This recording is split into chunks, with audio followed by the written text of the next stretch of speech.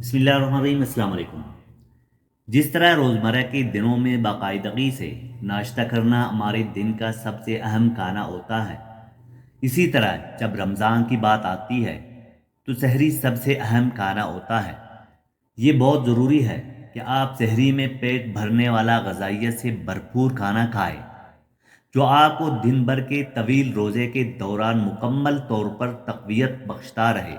اگر آپ سحری میں کھائے جانے والے کھانے کو عمدگی سے استعمال نہیں کرتے ہیں تو آپ دن کے کسی بھی حصے میں اپنی توانائی کھو دیں گے۔ محترم دوستو، اس ویڈیو میں ایسے کھانوں کی فہرست دی جا رہی ہے جو سحری میں کھانا انتہائی ضروری ہے تاکہ آپ کا روزہ اچھا گزرے اور آپ کو روزے کی حالت میں کمزوری کا احساس نہ ہو۔